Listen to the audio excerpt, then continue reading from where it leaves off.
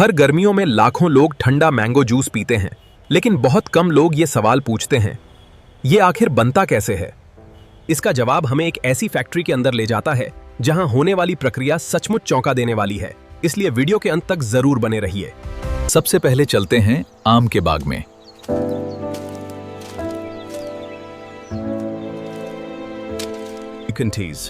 The mango trees are quite high and dense, so it is not easy to pick them. Workers pick the fruits on the lower branches. Careful with that branch, it's heavy. Got it. This crate is almost full. अब यहाँ एक ऐसी चीज है जो ज्यादातर लोग नहीं जानते। जैसे ही आम पेड़ से अलग होता है, उसके कटे हुए हिस्से से एक सफेद चिपचिपा तरल निकलता है।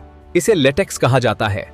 इसी वजह से हर मजदूर दस्ताने पहनता है, आम को बेहद सावधानी से संभालता है और तुरंत अलग कंटेनर में रख देता है ताकि लेटेक्स फैलने न पाए। सबसे पहले उन्हें बहते पानी से धोया जाता है ताकि धूल, मिट्टी और कीटनाशकों के निशान हट जाएं।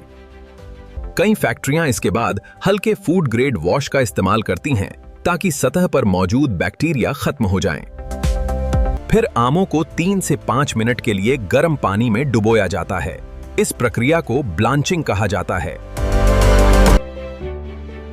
ब्लांचिंग 3 काम एक साथ करती है। ये फल का रंग निखारती है, स्वाद बेहतर करती है और उन एंजाइम्स को निष्क्रिय कर देती है जो जूस को खराब कर सकते हैं। इसके बाद आम कन्वेयर बेल्ट पर आगे बढ़ते हैं, जहां कर्मचारी हर एक फल को हाथ से जांचते हैं। Any mango that appears rotten, overripe, bruised, or damaged is immediately removed from the. अब शुरू होता है असली ट्रांसफॉर्मेशन।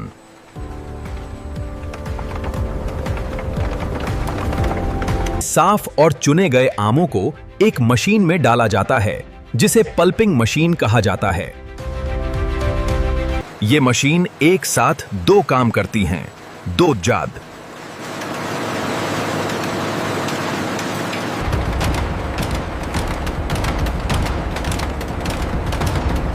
आम का छिलका हटाती है, बीज की गुठली अलग करती है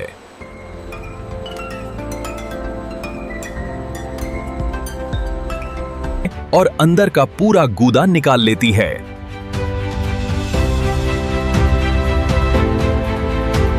यह पूरी प्रक्रिया बहुत तेज गति से और बेहद कम वेस्टेज के साथ होती है।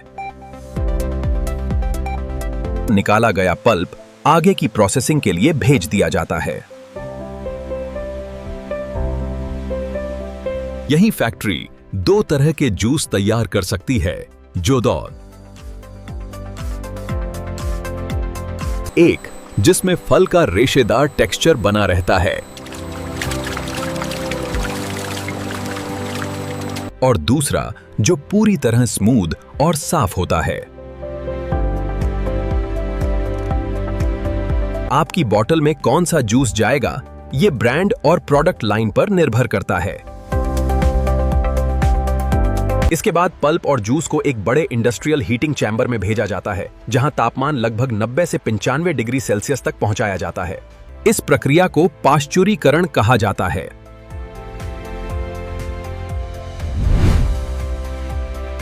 The microbial count is stabilizing exactly as projected.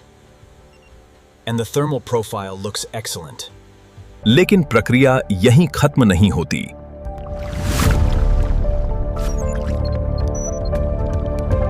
पाश्चुरीकरण के बाद भी जूस में अलग-अलग आकार के कण मौजूद रहते हैं, जिससे उसका टेक्सचर थोड़ा दानेदार महसूस हो सकता है। इसे ठीक करने के लिए जूस को एक मशीन से गुजारा जाता है, जिसे होमोजेनाइजर कहा जाता है। यह मशीन बहुत अधिक दबाव के साथ बड़े कणों को तोड़कर बेहद छोटे और समान आकार में बदल देती है। इसी वजह से जूस का टेक्सचर शुरू से आखिर तक एक जैसा स्मूथ रहता है। तैयार जूस को अब विशाल रेफ्रिजरेटेड स्टोरेज टैंकों में भेज दिया जाता है।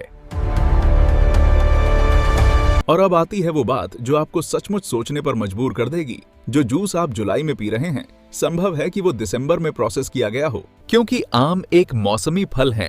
कंपनियां पूरे साल ताजा आमों से जूस नहीं बना सकती।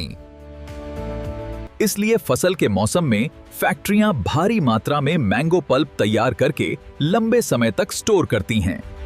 बाद में उसी स्टोर किए गए पल्प से पूरे साल जूस बनाया जाता है। अब आते हैं उस सवाल पर जो हर बॉटल पर लिखा होता है, अगर ये असली आम का जूस है तो इसमें एडेड फ्लेवर्स क्यों होते हैं? The real reason is that when mango pulp is stored for a long time, its natural aroma gradually starts to fade. पके हुए आम की वो ताजगी और सुगंध स्टोरेज में पूरी तरह बच नहीं पाती।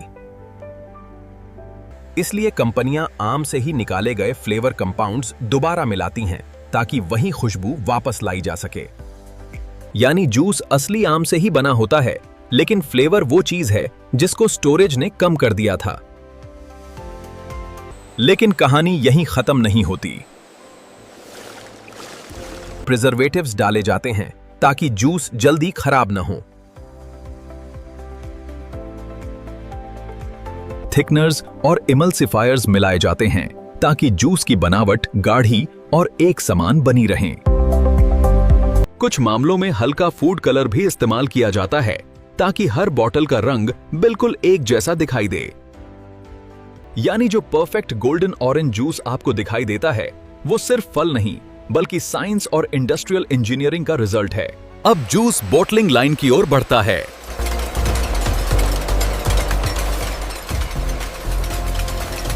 खाली बोतलों को हाई प्रेशर हवा और पानी से साफ किया जाता है।